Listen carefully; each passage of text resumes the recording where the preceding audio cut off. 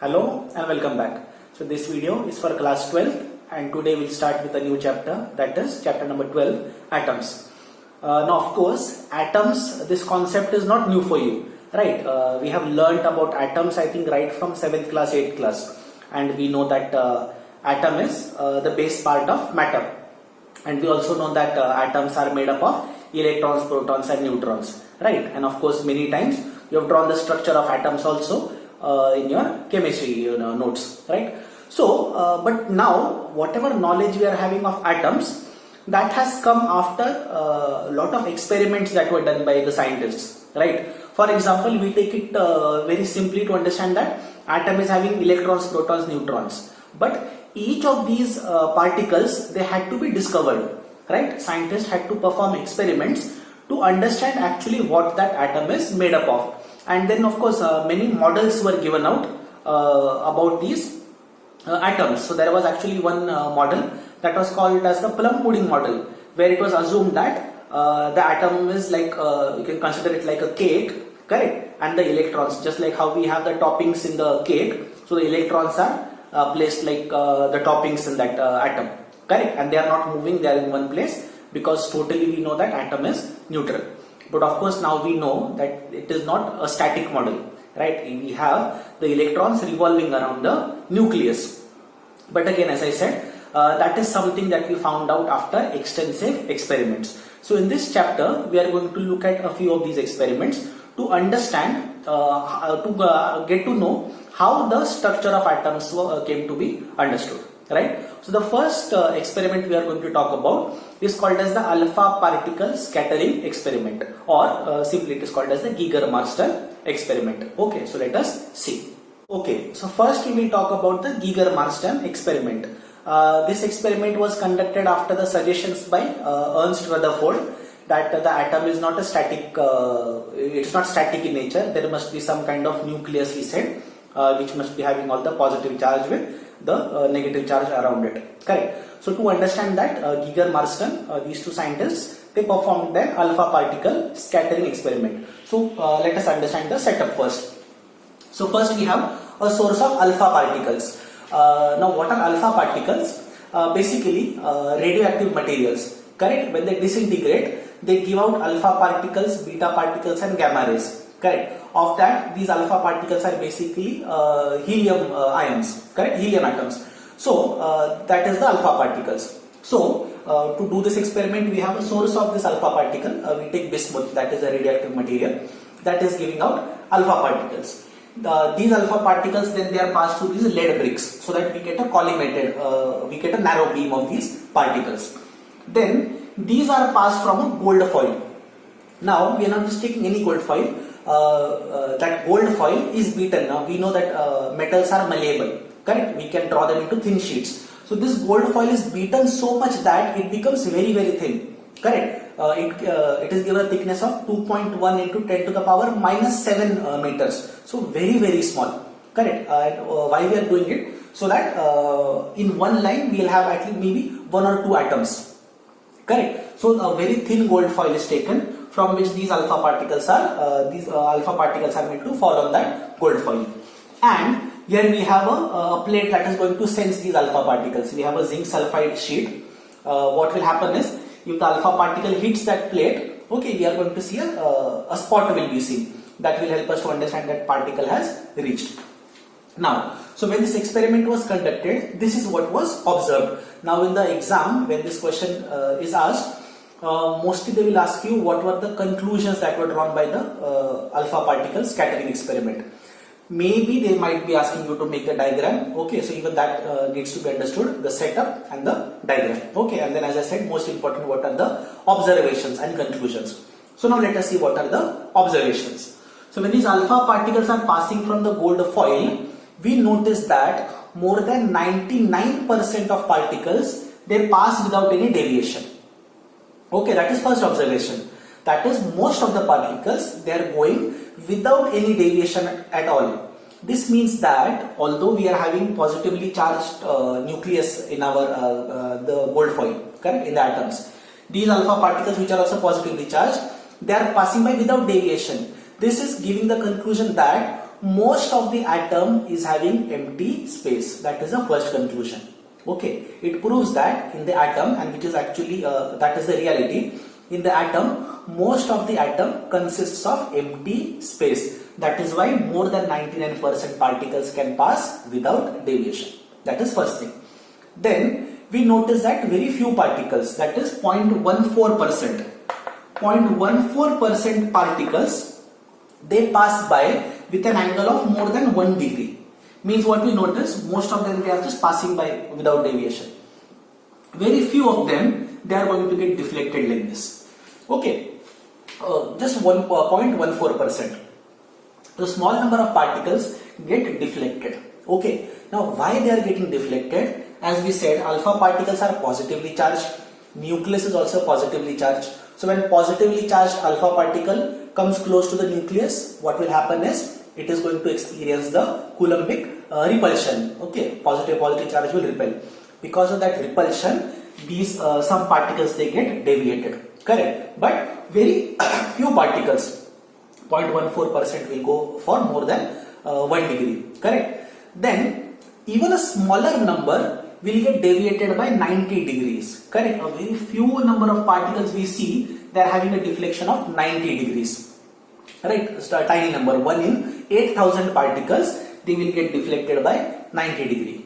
And even smaller than that, they are going to get deflected by 180 degrees. Means when that alpha particle goes there, it will get deflected in the same direction. Very small number. Correct. Almost negligible. They will get deflected by 180 degrees. So what this is showing is that there is a positive charge in the nucleus, in the atom, correct, which is present inside the nucleus, and the size of the nucleus is very small. Because if the size was larger, we would have seen more particles getting deflected, correct, and we would not have seen maximum particle getting by without any deflection. So the second conclusion drawn was that all the positive charge of the atom is contained in a small space, and that small space was given the name as nucleus, right? And of course we are having the electrons revolving around the nucleus. So that was the conclusion drawn by the Giger-Marsden experiment. So I hope this experiment was understood, because before this experiment we had no idea that about how that atom is made up of, right? Because of this experiment, it was understood that inside the atom we are having a positively charged nucleus, and around the nucleus we are having the electrons revolving around, correct, and between them there is nothing but empty space. In fact, it is 99% empty space, correct. So just to give you an idea of how much empty space there is in the atom, if you take hydrogen atom, okay, the simplest of the atoms, which is having only one electron moving in the first orbit, correct. So in your room, imagine your room is that hydrogen atom, correct, and the wall of your room, that is actually the first orbit of the electron, correct. I hope you can imagine now. We have scaled that atom, correct, to just get an idea about the size. So the wall of your room, the entire perimeter, that is the radius of the first electron.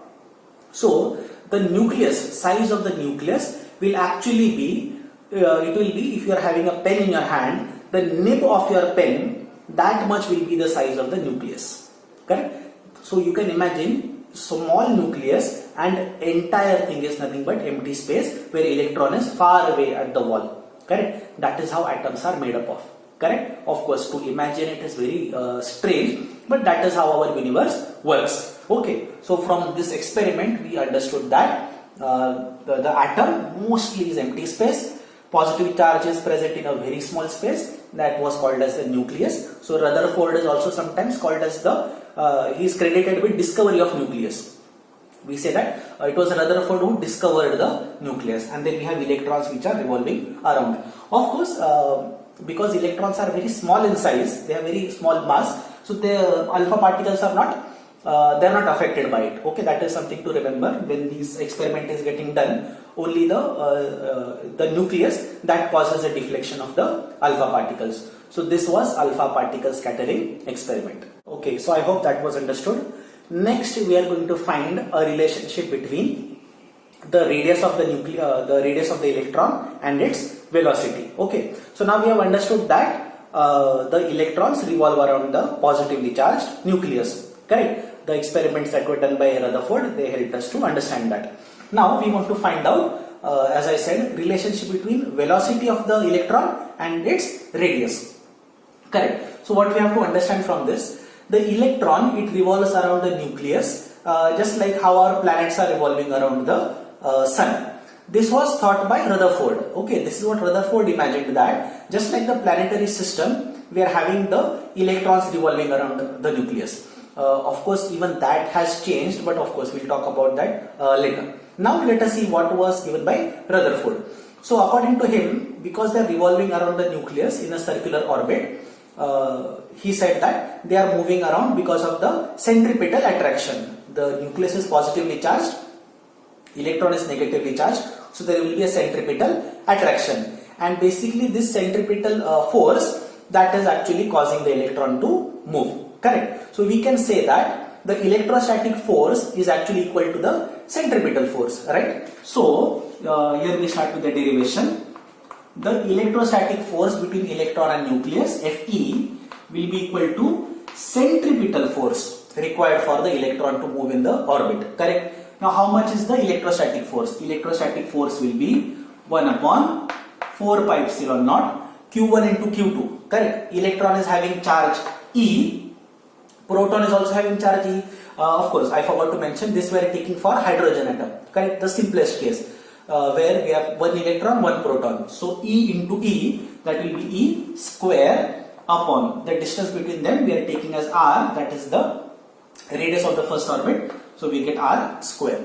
So we get E square upon 4 pi epsilon naught R square. That is the electrostatic force, which will be equal to the centripetal force. How much will be the centripetal force? Centripetal force will be mv square upon R. Now of course this formula I hope you are knowing. So we get a formula for velocity and radius from this. From this you can write, therefore the radius of the orbit will be equal to, you just take this R on this side, we'll get R equal to E square upon 4 pi epsilon naught mv square. So this relation gives the radius of the electron. So R is equal to E square upon 4 pi epsilon naught mv square. Also you can write a formula for the velocity, like v square will be equal to E square upon 4 pi epsilon naught R. Correct? We just interchanged it. So you can get a relation for the velocity as well. Now with these relations we can write down the kinetic energy and the potential energy, right? So we can get the kinetic energy of the electron. Okay, let us write it as Ek. So kinetic energy of the electron will be half mv square. But how much is v square? E square upon 4 pi epsilon naught R. So you can get kinetic energy as this will be 1 by 8 m E square upon epsilon naught into R. Okay, so this will give us the kinetic energy. How do you find the potential energy now? Potential energy, that is U, we can find, okay, to find potential energy we use the formula force into distance, okay, displacement. Force, already we had written the formula as 1 upon 4 pi epsilon naught E square upon R multiplied by R. So this R square, so this square will get cancelled and you will get potential energy as E square upon 4 pi epsilon naught R. Here we'll have to put the minus sign for the potential energy, because this is to show that the electrostatic force, it is towards the nucleus. Correct? That is why potential energy should get the minus sign. Okay, that is something you will remember. Okay, now next, how much will be the total energy? Total energy will be kinetic energy plus potential energy. So E will be equal to kinetic plus potential. Just one mistake I made, please take a note of this. When we substituted for v square, there was an m in the denominator, so this m will not be there. Okay, just make note of this. Kinetic energy will be E square upon 8 pi epsilon naught R. That m in the numerator, that is not present. So what we have, kinetic energy plus potential energy, you will get 1 by 8 E square by 4 by pi epsilon naught R. minus E square by 4 pi epsilon naught r. So this term, the second term is the same. So it is basically 1 by 8 minus 1 by 4. So you'll get this as minus 1 by 8. So minus E square by 8 pi epsilon naught r. This gives the total energy of the electron.